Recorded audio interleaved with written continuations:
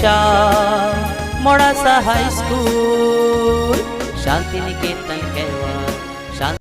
नमस्कार। छेल्ले આપણે ગતિકીય વિદ્યુત ચાલક બળ ગતિકીય EMF તેની સમજ મેળવી ગયા। તેમાં આપણે જોયું કે જ્યારે કોઈ ગતિના કારણે વાહક સાથે સંકળાયેલું ચુંબકીય ફ્લક્સ બદલાય છે ત્યારે તેમાં જે પ્રેરિત EMF ઉદ્ભવે તેને જ આપણે ગતિકીય EMF કહીશું અને તેનું સૂત્ર E બરાબર BVL તેવું આપણે મેળવ્યું। તે ગતિકીય EMF ઉદ્ભવવાના કારણની પણ આપણે ચર્ચા કરી ચૂક્યા। તેનાથી આગળ આપણે વધવું છે તો આગળનો મુદ્દો છે આપણો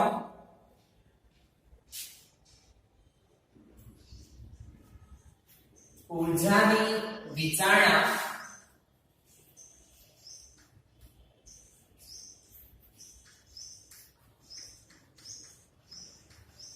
એક માત્રાત્મક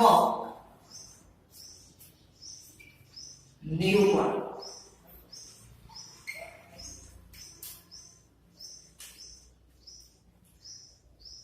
ઊર્જાની વિચારણા કરવા આપણે જઈ રહ્યા છીએ।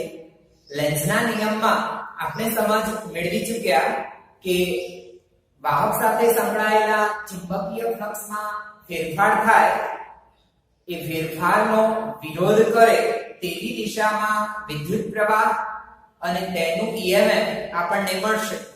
એટલે કે જેના કારણે પ્રેરિત EMF ઉદ્ભવે છે પેદા થઈને તેનો જ તે વિરોધ કરે છે। તો એવા એ પ્રેરિત EMF ના સંદર્ભમાં આપણે આગળ ચર્ચા કરવા જઈ રહ્યા છીએ કે ગતિકીય EMF ની એ સાદી સંરચના જે આપણે છેલ્લે ભણી ચૂક્યા તેને ધ્યાનમાં લઈ અને આપણે તે તારને ખસેડવા માટે જે પાવર ખર્ચી રહ્યા છીએ યાંત્રિક પાવર તેના જ રૂપાંતરણ થકી આપણને વિદ્યુત પાવર અને પરિણામે ઉષ્મા ઉર્જા આપણને મળે છે। તે બાબત અહીં સચોટ રજૂઆત દ્વારા ઉદાહરણ દ્વારા આપણે સમજવું છે। તો યાંત્રિક પાવરનું રૂપાંતરણ વિદ્યુત પાવરમાં થાય છે તે સમજાવો તે પ્રકારનો આપણો પ્રશ્ન થઈ શકે। તો તેની સમજ માટે આપણે ગતિકીય EMF ની પરિસ્થિતિને યાદ કરીએ તો એવી એક ગતિકીય EMF ની આપણી આકૃતિ કે જેમાં U આકારની એક વાહક ફ્રેમ લઈ લીધી આપણે અને તે વાહક ફ્રેમ પર એક તાર PQ વાહક તાર PQ ગોઠવી દીધું। તેવા એ વાહક તાર PQ ને અનુરૂપ આકૃતિને અહીં રજૂ કરું તો આ છે U આકારની વાહક ફ્રેમ। તે વાહક ફ્રેમ પર તાર PQ આપણે ગોઠવી દીધો છે। આખી આપણી ગોઠવણી PQRS દ્વારા આપણે દર્શાવીશું। તાર PQ ની લંબાઈ એટલે SR L અને આ અંતર આપણે x દ્વારા દર્શાવ્યું હતું। આવી આપણી આ ગોઠવણીને B સદિશ જેટલા નિયમિત ચુંબકીય ક્ષેત્રમાં આપણે ગોઠવી દીધી છે લંબ રૂપે। તો B સદિશ અંદરની તરફ નું નિયમિત ચુંબકીય ક્ષેત્ર અને તેમાં આપણે આ વાહક તારને V સદિશ જેટલા વેગથી ગતિ કરાવી રહ્યા છીએ। તો આવી આ સ્થિતિને અનુરૂપ આપણે યાંત્રિક પાવરની ગણતરી કરવી છે। તો તેના માટે સૌપ્રથમ આપણે સમજ મેળવી ચૂક્યા કે આ તારને આ L લંબાઈના તારને v સદિશ જેટલા વેગથી ગતિ કરાવી b સદિશ જેટલા ચુંબકીય ક્ષેત્રને લંબ રૂપે ગોઠવીને તો તેમાં ઉદ્ભવતું ગતિકીય EMF. તો તાર PQ ની v સદિશ જેટલા વેગથી ચુંબકીય ક્ષેત્ર b સદિશને લંબ રૂપે ગતિ કરાવતા મળતું ગતિકીય EMF E બરાબર BVL. તો v જેટલા વેગથી ગતિ કરાવી છે માટે BVL જેટલું ગતિકીય EMF એ તારની અંદર ઉદ્ભવશે. એવા એ EMF ને અનુરૂપ અહીં આ સમગ્ર આપણી રચના વાહક છે અને વાહક હોય તો વાહકના બે છેડા આગળ વિદ્યુત સ્થિતિમાનનો તફાવત વિદ્યુત ચાલક બળ ઉદ્ભવે તો તેમાં પ્રવાહ વહે અને તેને અનુરૂપ આપણે તેના અવરોધની વાત કરવી છે. તો અવરોધ માટે અહીં તાર PQ નો અવરોધ r છે તથા લંબચોરસ ફ્રેમ ના બીજા ભાગ RQ SR અને SP ના અવરોધ r ની સાપેક્ષમાં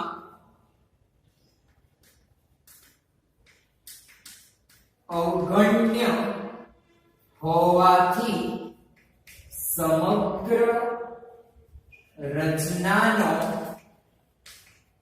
કુલ અવરોધ r થાય.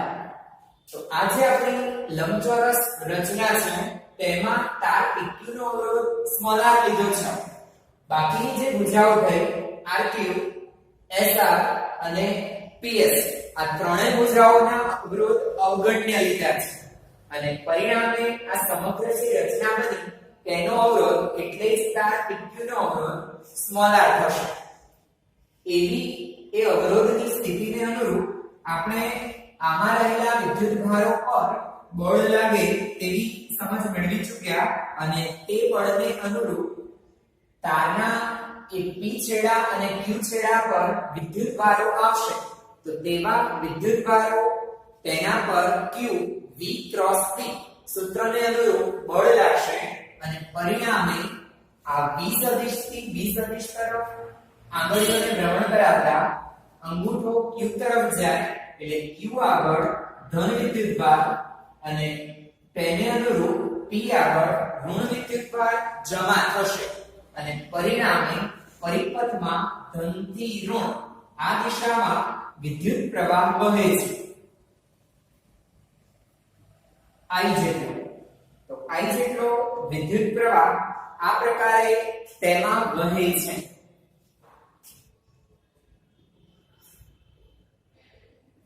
તારમાં રહેલા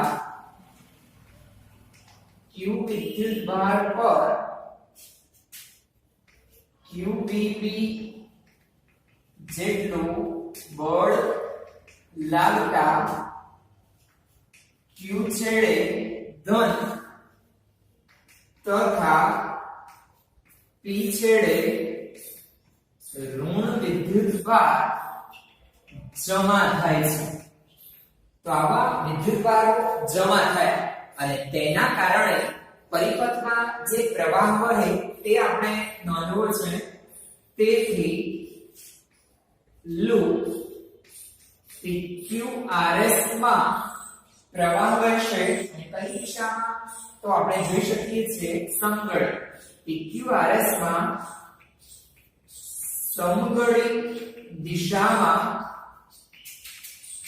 I જેટલો વિદ્યુત પ્રવાહ વહે છે. તો ઓહમના નિયમ મુજબ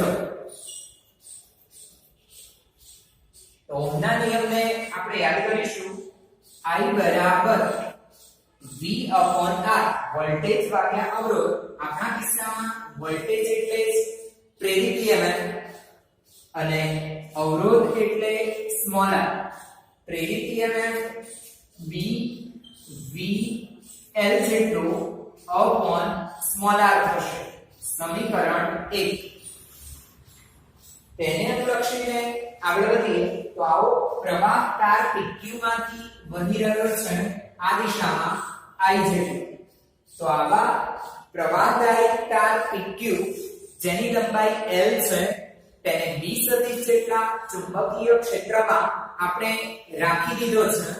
તો પ્રકરણ 4 માં આપણે ભણી ચૂક્યા કે પ્રવાહદાયક તાર પર ચુંબકીય ક્ષેત્રના કારણે બળ લાગે અને તેવા એ બળની ચર્ચા એમ્પિયરે આપણને સમજાવી. F સદિશ બરાબર IL સદિશ ક્રોસ B સદિશ. આમ તાર PQ માં I જેટલો પ્રવાહ વહેતા તેના પર લાગતું બળ S સદિશ બરાબર IL સદિશ ક્રોસ B સદિશ મુજબ મળે. એ બળની દિશાને આપણે આકૃતિમાં જોઈએ તો IL સદિશ થશે. આ પ્રકરણ 4 માં તમે શીખી ચૂક્યા પ્રવાહની દિશામાંનો પ્રવાહ ખંડ IL સદિશ અને ચુંબકીય ક્ષેત્ર B સદિશ અંદરની તરફનું છે. તો આ બળની દિશા નક્કી કરવા માટે IL થી B તરફ આ છે આપણા IL અને ચુંબકીય ક્ષેત્ર IL અને અંદરની તરફ IL થી B તરફ જમણા હાથની આંગળીઓને ભ્રમણ કરાવીએ તો અંગૂઠો એ તારની ગતિ કરતા વિરુદ્ધ દિશામાં જશે. તેથી આટલું બળ એ તારની ગતિ કરતા વેગ કરતા વિરુદ્ધ દિશામાં લાગશે. મુજબ F બરાબર ILP sin થીટા. પણ IL અને B પરસ્પર IL અને P પરસ્પર લંબ હોવાથી sin 91. F બરાબર ILP જેટલું બળ તારની ગતિ કરતા વિરુદ્ધ દિશામાં લાગે છે. તો તાર v વેગથી ગતિ કરે તો તેની વિરુદ્ધ દિશામાં આટલું બળ લાગશે. હવે જો ગતિ કરતા વિરુદ્ધ દિશામાં બળ લાગે તો વાહકના અથવા એ તાર PQ ના વેગમાં ક્રમશઃ ઘટાડો થાય. બળ ગતિ કરતા વિરુદ્ધ દિશામાં હોવાથી તારનો વેગ ઘટે. પણ આપણે તાર PQ ને v જેટલા અચળ વેગથી ગતિ કરાવી છે. તો અચળ વેગથી ગતિ કરાવવા માટે આ વિરુદ્ધ દિશામાં લાગતા બળ જેટલું જ બાહ્ય બળ તારની ગતિની દિશામાં લગાડવું પડે. તેથી તે બળને ગતિનો વિરોધ કરે છે માટે આપણે લેન્ઝ બળ કહીશું. લેન્ઝ બળ તરીકે ઓળખવામાં આવે છે. તાર PQ ને v જેટલા અચળ વેગથી ગતિ કરાવવા માટે ગતિની દિશામાં F બરાબર ILB જેટલું બળ લગાડવું પડે જેથી તે અચળ વેગી ગતિ કરે. તો આટલું બળ આપણે ગતિની દિશામાં લગાડીશું ILP જેટલું બળ. એવા એ બળમાં આપણે પ્રવાહની કિંમત દાખલ કરીએ સમીકરણ 1 પરથી F બરાબર I ના બદલે BVL upon R અને L B તો ખરા જ એટલે B સ્ક્વેર L સ્ક્વેર તો F બરાબર B square L square B upon R આટલું બાહ્ય બળ આપણે લગાડવું પડે અને તેને કારણે જ તે v જેટલા અચળ વેગથી ગતિ કરે તો ત્યારે ખર્ચાતો યાંત્રિક પાવર તેથી ખર્ચાતો યાંત્રિક પાવર P યાંત્રિક પાવરનું સૂત્ર આપણે ગણ્યા F v પાવર P બરાબર S સદિશ ડોટ P સદિશ અથવા FV અહીં બળ અને વેગ એક જ દિશામાં એટલે cos 0 1 થાય F b square v L square upon R ગુણ્યા v એટલે યાંત્રિક પાવર થયો મિકેનિકલ પાવર જેને આપણે Pm પણ કહી શકીએ b square L square upon R તો આટલો યાંત્રિક પાવર ખર્ચાશે આપણે તારને ગતિ કરાવવા માટે બાહ્ય બળ લગાડીશું અને તેના કારણે આટલો યાંત્રિક પાવર ખર્ચાય છે હવે આ જે યાંત્રિક પાવર ખર્ચાયો તેના કારણે આપણને શું મળ્યું તો આપણે જાણીએ છીએ તેમ લૂપમાંથી I જેટલો પ્રવાહ વહેલો અને તેનો અવરોધ R છે તો તેના કારણે પ્રવાહ વહેવાથી R અવરોધ હોવાના કારણે આપણને જૂલ ઉષ્મા અને પરિણામે જૂલ પાવર મળ્યો આપણને તો આપણે તે જૂલ પાવર ની ગણતરી કરવી છે હવે R અવરોધ ધરાવતા તારમાંથી I પ્રવાહ વહેતા મળતો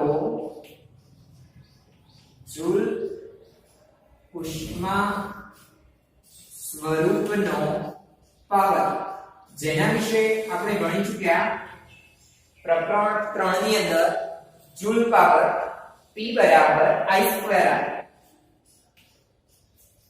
હીટિંગ એનર્જી છે માટે આપણે એને PH દ્વારા પણ દર્શાવી શકીએ I ની કિંમત સમીકરણ 1 માંથી દાખલ કરીએ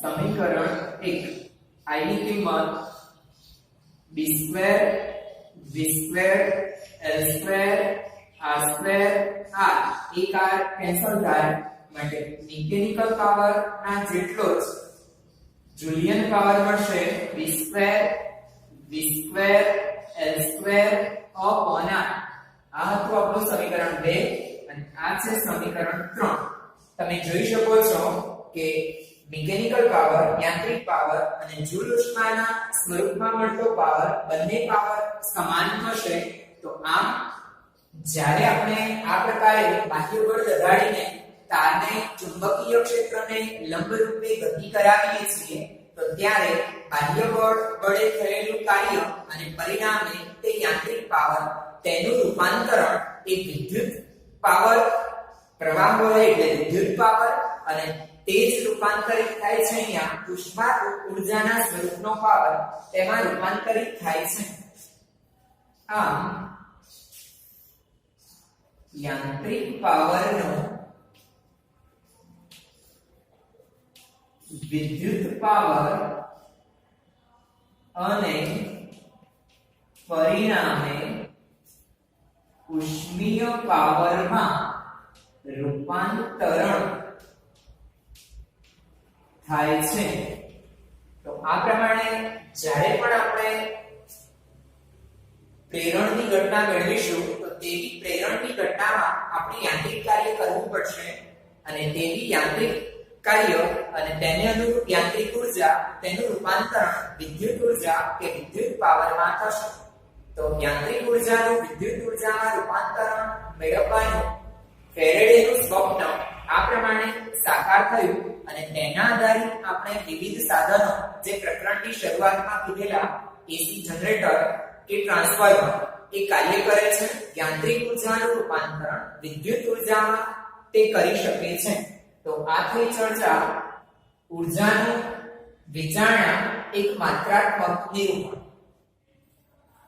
ત્યાર પછી આગળ વધીએ તો આગળનો આપણો એક નાનકડો મુદ્દો છે પ્રેરિત વિદ્યુતભાર અને ફ્લક્સના ફેરફાર વચ્ચેનો સંબંધ. પ્રેરિત વિદ્યુતભાર જેને આપણે ડેલ્ટા ક્યુ કહીશું અને ફ્લક્સનો ફેરફાર જેને આપણે ડેલ્ટા ફાઈ કહીશું અથવા ડેલ્ટા ફાઈ બી પણ કહીશું. તો પ્રેરિત વિદ્યુતભાર અને ફ્લક્સનો ફેરફાર એ બંને વચ્ચે કંઈક સંબંધ છે અને તે સંબંધ આપણે અહીં રજૂ કરવો છે. તો તેના માટે આપણે બે નિયમોનો ઉપયોગ કરીશું. એમાંનો એક નિયમ એટલે ઓહમનો નિયમ અને બીજો નિયમ એટલે ફેરેડેનો વિદ્યુત ચુંબકીય પ્રેરણનો નિયમ. તો એવા એ બંને નિયમોની સરખામણી દ્વારા આપણે આ બંને રાશિ વચ્ચેનો સંબંધ દર્શાવી શકીએ છીએ. તો સૌપ્રથમ આપણે વાત કરી રહ્યા છીએ ઓહમના નિયમ માટે. જ્યારે R અવરોધ માંથી I જેટલો વિદ્યુત પ્રવાહ વહે ત્યારે પરિપથમાં મળતું વિદ્યુત સ્થિતિમાન ઓહમના નિયમ મુજબ. તો ઓહમનો નિયમ છે આપણો V બરાબર IR. V ના બદલે અહીં વિદ્યુત સ્થિતિમાનને આપણે પ્રેરિત EMF E વડે એપ્સિલોન વડે દર્શાવીશું. તો E બરાબર IR. પરંતુ ડેલ્ટા t સમયમાં ડેલ્ટા ક્યુ જેટલો વિદ્યુતભાર પરિપથમાં ગતિ કરતો હોય એટલે કે પ્રેરિત થતો હોય તો I બરાબર પ્રકરણ 3 મુજબ I બરાબર delta Q upon delta T લઈ શકાય. માટે E બરાબર I ના બદલે delta Q upon delta T into R. સમીકરણ 1. હવે આપણે વાત કરી રહ્યા છીએ ફેરેડેનો નિયમ કે જેને કારણે ગતિકીય EMF પ્રેરિત EMF ઉદ્ભવે છે અને તેને ચુંબકીય ફ્લક્સના ફેરફાર સાથે સંબંધ છે. ફેરેડેના વિદ્યુત ચુંબકીય પ્રેરણના નિયમ મુજબ ચુંબકીય ફ્લક્સમાં ડેલ્ટા ફાઈ બી જેટલો ફેરફાર ડેલ્ટા ટી સમયમાં કરતા મળતું પ્રેરિત EMF. તો ફેરેડેનું સૂત્ર E બરાબર -n delta phi upon delta t. અહીં આપણે એક જ આંટાને અનુરૂપ વાત કરી રહ્યા છીએ. એક જ આંટાને અનુરૂપ એટલે n1 લીધા છે અને બીજું ઋણ ચિહ્ન કે જે લેન્ઝના નિયમની હાજરી સૂચવતું હતું તેને આપણે મૂલ્ય માટે ધ્યાનમાં લીધું નથી. તો આ છે આપણું સમીકરણ 2. સમીકરણ 1 અને 2 સરખા. તો બંને સમીકરણની ડાબી બાજુ સમાન છે તેથી જમણી બાજુ સમાન થાય delta Q upon delta T into R બરાબર delta phi B upon delta T. બંને બાજુથી ડેલ્ટા ટી દૂર થાય માટે ડેલ્ટા ક્યુ બરાબર delta phi B upon R થશે. તો પ્રેરિત વિદ્યુતભાર અને ફ્લક્સના ફેરફાર વચ્ચેનો સંબંધ થયો ડેલ્ટા ક્યુ બરાબર delta phi B upon R. અહીં આ સૂત્ર દ્વારા તમે પ્રેરિત વિદ્યુતભાર ગણી શકો છો. તમે જોઈ શકો છો કે પ્રેરિત EMF ને ફ્લક્સના ફેરફારના સમય દર સાથે સંબંધ છે. એટલે કે પ્રેરિત EMF ને સમય સાથે સંબંધ છે, જ્યારે પ્રેરિત વિદ્યુતભાર એ સમયથી સ્વતંત્ર છે. તે માત્ર ફ્લક્સના ફેરફાર પર આધાર રાખે છે. ફ્લક્સના ફેરફારના સમય દરથી તે સ્વતંત્ર છે. તો ડેલ્ટા ટી બરાબર delta phi B upon R એ જે તે પરિપથમાં પ્રેરિત થતા વિદ્યુતભારની ગણતરી કરવા માટેનું સૂત્ર થશે. હવે આપણે તેના આધારિત ઉદાહરણ ગણવું છે. ઉદાહરણ 6.8 આકૃતિનો સંદર્ભ લો. તો અહીં આપણને એક આકૃતિ આપેલી છે. લંબચોરસ વાહકની ભુજા PQ ને x બરાબર 0 થી બહારની તરફ ગતિ કરાવવામાં આવે છે. તો આકૃતિને સાથે સમજતા જઈએ તો આ છે આપણી લંબચોરસ વાહકની ભુજા અને તેના પર મૂક્યો છે તાર PQ. તેને x બરાબર 0 થી ક્રમશઃ બહારની તરફ v જેટલા અચળ વેગથી ગતિ કરાવવામાં આવે છે. એક સમાન ચુંબકીય ક્ષેત્ર સમતલને લંબ છે. તો b સદિશ જેટલું ચુંબકીય ક્ષેત્ર અહીં દર્શાવ્યું છે ટપકા દ્વારા, એટલે કે બહારની તરફ પ્રવર્તે છે. x બરાબર 0 થી x બરાબર 20 સુધી વિસ્તરેલ છે. તો ચુંબકીય ક્ષેત્ર આટલા વિસ્તારમાં પ્રવર્તે છે 0 થી 20 સુધી. x ગ્રેટર ધેન b માટે શૂન્ય છે. x જ્યારે b કરતા વધી જાય ત્યારે ચુંબકીય ક્ષેત્ર પ્રવર્તતું નથી. માત્ર ભુજા PQ જ નોંધપાત્ર અવરોધ r ધરાવે છે. આ સમગ્ર રચનામાં માત્ર PQ નો અવરોધ r છે, બાકીના બધાનો અવરોધ અવગણ્ય છે. જ્યારે PQ ને અચળ ઝડપ v સાથે x બરાબર 0 થી ક્રમશઃ x બરાબર 2b સુધી બહારની તરફ ખેંચવામાં આવે અને ત્યારબાદ x બરાબર 0 પર પરત ખસેડવામાં આવે તે સ્થિતિનો વિચાર કરો. તેમાં ફ્લક્સ, પ્રેરિત EMF, ભુજાને ખેંચવા માટે જરૂરી બળ અને જૂલ ઉષ્મા તરીકે વ્યય થતા પાવર માટેના સૂત્રો મેળવો. અંતર સાથે આ રાશિઓના બદલાવને રેખાંકિત કરો. તો અહીં આપણે વિવિધ રાશિઓ ગણવી છે અને સાથે સાથે અંતર સાથે તેના ફેરફારને આલેખ દ્વારા રજૂ કરવો છે. સમગ્ર ઘટનામાં સૌપ્રથમ આપણે 0 થી 2b એટલે કે બહારની તરફ માટેની રાશિઓની નોંધ કરીશું. તેના કરતા વિરુદ્ધ સ્થિતિ માટે આપોઆપ તે જ સંબંધ કે તે જ સૂત્રો આપણને કામ લાગશે અને તેના પરથી આપણે તેના આલેખ દોરી શકીએ છીએ.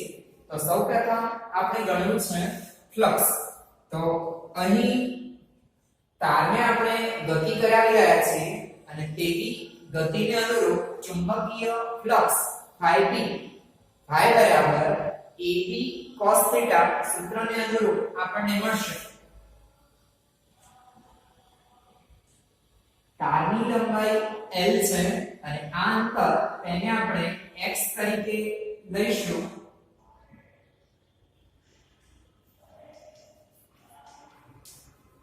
આકૃતિમાં બે જુદી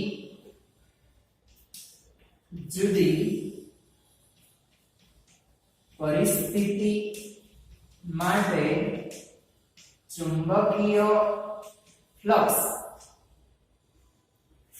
phi B ચુંબકીય ફ્લક્સનું સૂત્ર કીધું આપણે phi બરાબર AB cos theta સંબંધને અનુરૂપ પહેલા આપણે b કરતા નાની સ્થિતિ માટે લખવું છે એટલે x 0 થી લઈને b સુધીના હોય તે સ્થિતિમાં તો ત્યાં સુધી ચુંબકીય ક્ષેત્ર b જેટલું અચળ પ્રબળતે છે ક્ષેત્રફળ તો આ ભાગનું ક્ષેત્રફળ એટલે લંબાઈ ગુણ્યા પહોળાઈ L x અને થીટાની વાત કરીએ તો આ છે આપણા લૂપનું સમતલ તેના માટે ક્ષેત્રફળનો સદિશ a સદિશ અને ચુંબકીય ક્ષેત્ર b સદિશ બંનેની દિશા સમાન θ0 cos 01 માટે phi b બરાબર dlx આટલું ફ્લક્સ આ ભાગમાં થશે x0 તો ફ્લક્સ 0 ક્રમશઃ x વધતા જાય તેમ ફ્લક્સ વધતું જાય છે અને x બરાબર b આગળથી x બરાબર 2b આગળની વાત કરીએ તો x b થી લઈને 2b સુધીના હોય તો ત્યારે ફ્લક્સ phi b તમે જોઈ શકો છો કે અહીંયાથી આગળ વધતા અહીં કોઈ જ ચુંબકીય ક્ષેત્ર પ્રવર્તતું નથી તેથી માત્ર આટલા વિસ્તારનું ફ્લક્સ એ સમગ્ર 2b અંતર સુધી આપણને મળશે b અંતર સુધીમાં જે ચુંબકીય ફ્લક્સ મળે તે જ આ સમગ્ર 2b અંતરમાં આપણને મળશે અહીં કોઈ ચુંબકીય ક્ષેત્ર ન હોવાના કારણે તેથી ચુંબકીય ક્ષેત્ર b અને ક્ષેત્રફળ જ્યારે તાર b આગળ પહોંચી જાય ત્યારે ક્ષેત્રફળ લંબાઈ ગુણ્યા પહોળાઈ L ગુણ્યા b એટલે b b L થશે તેનાથી આગળ વધીએ હવે આપણે વાત કરવી છે પ્રેરિત EMF હવે ચુંબકીય ફ્લક્સને અનુરૂપ લૂપમાં પ્રેરિત EMF તેને પણ ફેરેડેના નિયમ દ્વારા માઈનસ d∅b/dt સૂત્ર દ્વારા આપણે મેળવી શકીએ એ પણ બે ભાગમાં આપણે લઈશું 0 ≤ x b આ ભાગમાં પ્રેરિત EMF ફ્લક્સ બદલાય છે સ્થાન સાથે ફ્લક્સ બદલાયું એટલે કે સમય સાથે ફ્લક્સ બદલાઈ રહ્યું છે minus d/dt of blx b અચળ L પણ અચળ અને dx/dt એટલે v તો E બરાબર -dlv આટલું EMF તેમાં પ્રેરિત થશે 0 ≤ x b માટે પણ b થી લઈને 2b સુધી ફ્લક્સ બદલાતું નથી અને ફ્લક્સ અચળ માટે પ્રેરિત EMF 0 મળશે x b થી લઈને 2b સુધી ફ્લક્સ અચળ માટે EMF 0 મળશે એ જ સ્થિતિને અનુલક્ષી અને આપણે આગળ વધીએ તો આગળ આપણે હવે વાત કરવી છે ભુજાને ખેંચવા માટે જરૂરી બળ તો લેન્ઝ બળ જેટલું બાહ્ય બળ આપણે ભુજાને ખેંચવા માટે લગાડવું પડે અને તેનું સૂત્ર આપણે લીધું F = BIL તો સૌપ્રથમ આપણે વિદ્યુત પ્રવાહ I ગણવો પડે તો EMF ને અનુરૂપ વિદ્યુત પ્રવાહ તેથી પરિપથમાં વહેતો વિદ્યુત પ્રવાહ I બરાબર ઓહ્મના નિયમને અનુરૂપ I E/R E છે આપણા -BLV એટલે કે BLV/R મૂલ્યમાં તો વિદ્યુત પ્રવાહ મૂલ્યમાં BLV/R જેટલો થશે ક્યારે તો જ્યારે x 0 કે b સુધી હોય ત્યારે પણ જ્યારે x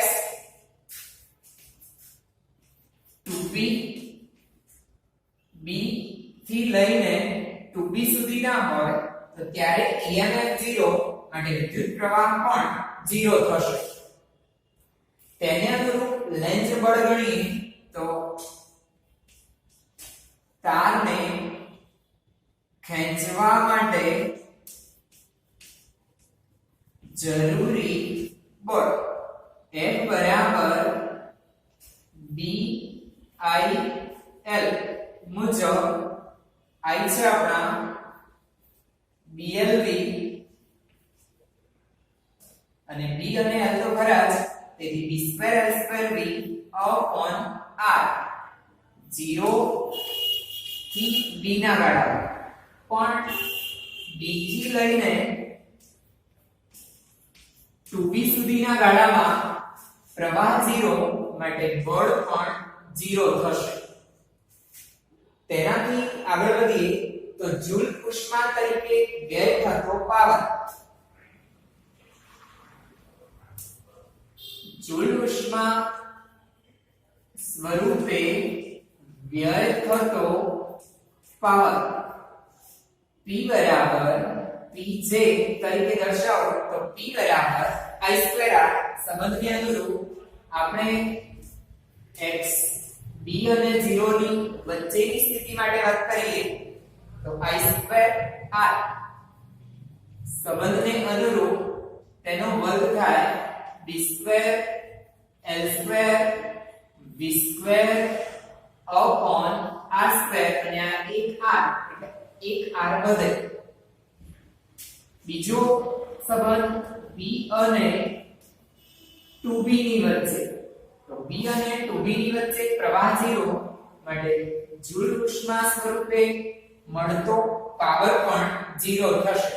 તો આ જુદી જુદી આપણી એ સ્થિતિ માટે આપણે ફ્લક્સ, પ્રેરિત EMF, પ્રેરિત વિદ્યુત પ્રવાહ, લેન્ઝ બળ અથવા બાહ્ય બળ અને જૂલ ઉષ્મા સ્વરૂપે મળતો પાવર કે વ્યય પામતો પાવર ગણી શકીએ છીએ. આ જ બાબત જ્યારે પાછા ફરીએ ત્યારે પણ લાગુ પડશે. એટલે 2b થી b સુધી આપણા જે સૂત્રો હતા તે જ સૂત્રો અને b થી 0 સુધી પહેલા જે સૂત્રો હતા તે જ સૂત્રો મુજબ અનુરૂપ રાશિઓ ગણી શકાય છે. હવે આપણે વાત કરવી છે અંતર સાથે રાશિઓના બદલાવને આલેખ દ્વારા આપણે રજૂ કરવો છે. તો અંતર સાથે થતો એ બદલાવ એને આલેખ સ્વરૂપે દર્શાવીએ.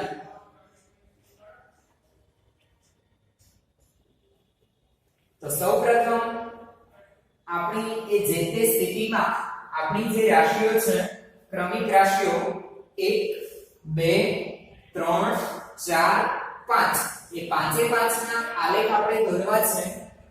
K L M L K આવી સ્થિતિને અનુરૂપ અંતર સાથે આપેલી રાશિમાં થતા ફેરફાર નીચે મુજબ રેખાંકિત થાય.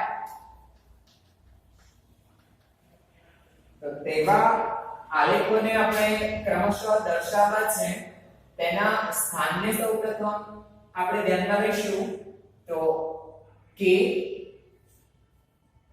એટલે જ x બરાબર 0, પછી l એટલે જ x બરાબર v, પછી m એટલે જ x બરાબર 2b, પછી l એટલે x બરાબર b અને k એટલે x બરાબર 0. તો આ સમગ્ર ગતિ થશે આપણી અને તેવી ગતિને અનુલક્ષી અને આપણે ક્રમશઃ આલેખોની વાત કરવી છે. તો તેના માટે ત્રુટક રેખાઓ અહીં દર્શાવું છું જેથી કરીને એકબીજાની સાપેક્ષમાં અંતર સાથે તે રાશિઓમાં થતો ફેરફાર તમે સરળતાથી કરી શકો છો, સમજી શકો છો. તો સૌપ્રથમ વાત કરીશું ફ્લક્સ. તો ફ્લક્સના એ સંબંધને દર્શાવવા માટે અહીં આપણે ઊભી અક્ષ પર ફ્લક્સ લઈશું. ફ્લક્સ ધન અને બંને સ્થિતિમાં ધન જ મળે છે, માટે આપણે ફ્લક્સ ફાઈ અને તેને અનુલક્ષીને અંતર r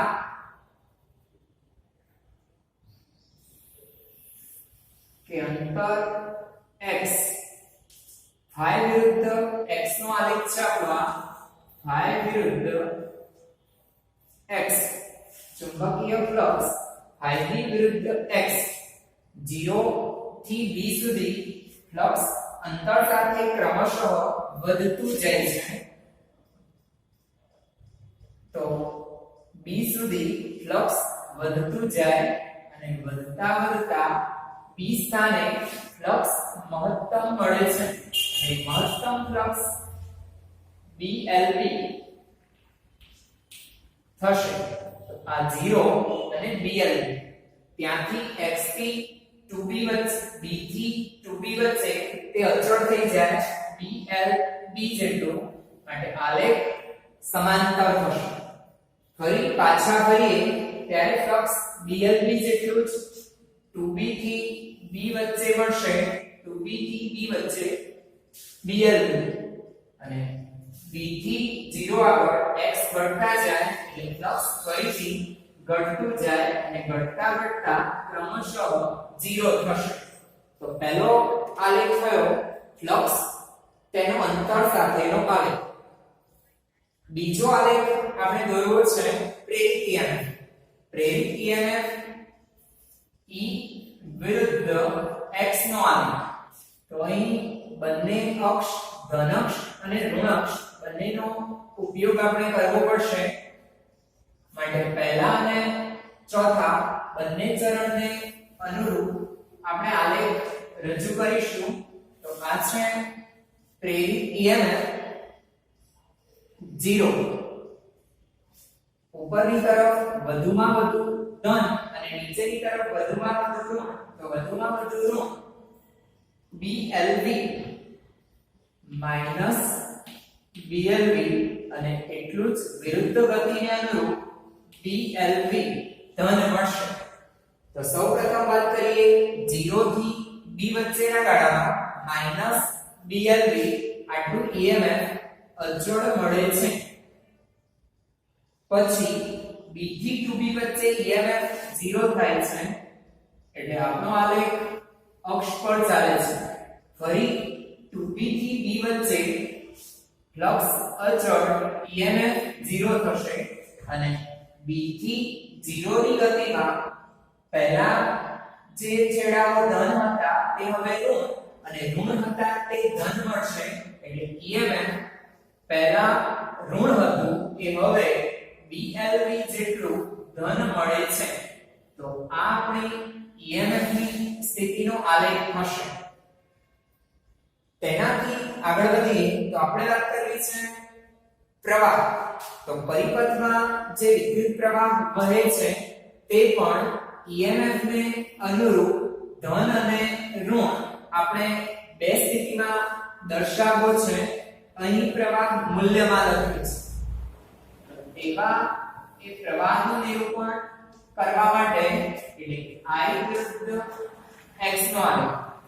તો આ છે આપણો વિદ્યુત પ્રવાહ I. અહીં 0 દર્શાવીશ અને BLV/R જેટલો મહત્તમ અને -BLV/R જેટલો વિરુદ્ધ દિશા. એકવાર સમઘડી હોય તો બીજી વાર વિષમઘડી દિશાનો પ્રવાહ આપણને મળશે. એટલે EMF ના ચિહ્નને અનુરૂપ આપણે પ્રવાહનો આલેખ પણ લઈશું. તો સૌપ્રથમ 0 થી b ના ગાળામાં EMF ઋણ, માટે પ્રવાહને પણ ઋણ અને એ ઋણ પ્રવાહ આપણી આ જે ગતિ થાય તેને ધ્યાનમાં લઈએ તો આમાં રહેલા જે વિદ્યુતભારો છે તેના પર V × B સૂત્રને અનુરૂપ V અને ચુંબકીય ક્ષેત્ર બહારની તરફ એટલે નીચેના છેડા પર ધન અને ઉપર ઋણ માટે પહેલા પ્રવાહ સમવળી કહે અને તે સમવળીને આપણે ઋણ તરીકે લઈ રહ્યા છીએ તો ઋણ -dlv/r જેટલો અચળ મળશે જેવું EMF 0 એટલે પ્રવાહ પણ 0 થઈ જશે અને છેક 2b થી b સુધીની ગતિમાં કોઈ પ્રેરિત પ્રવાહ મળતો નથી હવે b થી 0 સુધીની ગતિમાં EMF એટલે કે ધ્રુવીયતા ઉલટાશે નીચે ઋણ અને ઉપર ધન માટે હવે પ્રવાહ વિષમવળી દિશામાં વહે અને તેને આપણે dlv/r દ્વારા રજૂ કરીએ તો ત્યારે આલેખ ઉપરની તરફ આપણને મળશે તેનાથી આગળની રાશિ જોઈએ તો જરૂરી બળ F વિરુદ્ધ x નો આલેખ દોરવો છે F વિરુદ્ધ x તો જે પ્રમાણે આપણે EMF અને પ્રવાહને બે ચરણમાં દર્શાવ્યા તે જ પ્રમાણે બળને પણ બે ચરણમાં દર્શાવી રહ્યા છીએ તો બળ પણ x સાથે બદલાશે અને તેને પણ આપણા આ સંબંધ મુજબ આપણે દર્શાવતા જઈએ તો વધુમાં વધુ બળ b2l2v/r b2l2v/r અને તેના કરતા વિરુદ્ધ દિશામાં જે હોય તેને આપણે ઋણ તરીકે લઈશું એટલે ધ્યાનમાં લઈએ જ્યારે તાર આ દિશામાં ગતિ કરે છે ત્યારે બાહ્ય બળ તે દિશામાં લગાડીએ છીએ અને તેને આપણે અહીં ઋણ તરીકે લઈ રહ્યા છીએ અને પછી બળની દિશા ગતિની દિશા બદલાશે અને તેને ધન તરીકે લઈશું તો પહેલા ભાગમાં 0 થી b સુધી બળ b2l2v/r જેટલું અચળ તેને આપણે ઋણ લઈ રહ્યા છીએ આ દિશાનું બળ તેને ઋણ લઈ રહ્યા છીએ પછીથી b થી 2b ભાગમાં કોઈ પ્રેરણની ઘટના બનતી નથી એટલે બાહ્ય બળ 0 2b થી b સુધી ફરી પાછા b થી 0 સુધીની ગતિમાં બળ પહેલા કરતા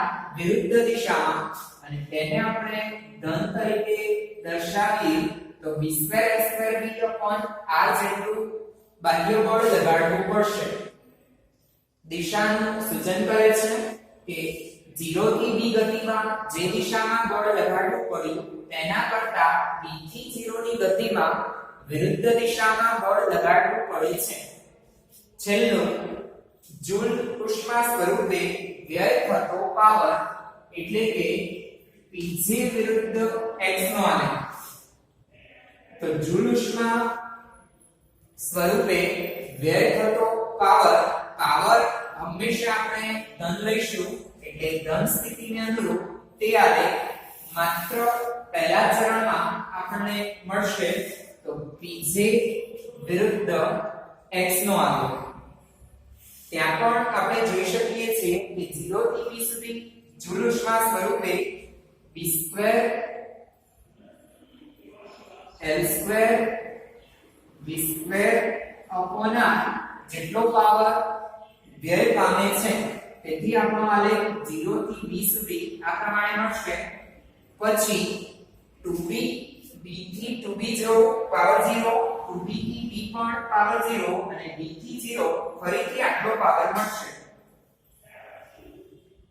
એટલે ફરીથી અહીં આપણને એટલો જ પાવર જૂલ ઉષ્મા સ્વરૂપે વ્યય થતો જોવા મળે છે તો આ અનુરૂપ જે રાશિઓ હતી તે દરેક સ્થાન સાથે અંતર સાથે કઈ રીતે બદલાય તેના આ આલેખ થશે આ સ્થિતિને અનુરૂપ વિરુદ્ધ સ્થિતિને માત્ર આપણે એક વાક્ય દ્વારા નોંધીશું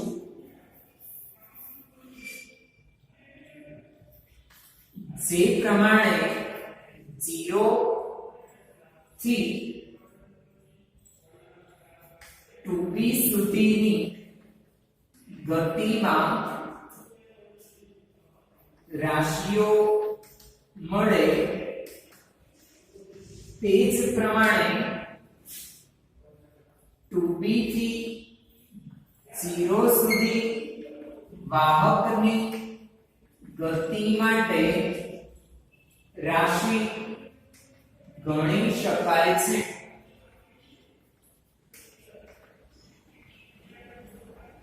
અહીં આપણે પ્રવાહની જે આલેખમાં રજૂઆત કરી છે તે આપણને માંગેલી નથી, માત્ર વધારાની માહિતી તમારી સમજ માટે મેં દર્શાવી છે. તો I વિરુદ્ધ x નો આલેખ માત્ર સમજ માટે છે, એટલે જેટલી રાશિ માટે તમને રજૂઆત કીધી હોય તેટલી તમારે કરવાની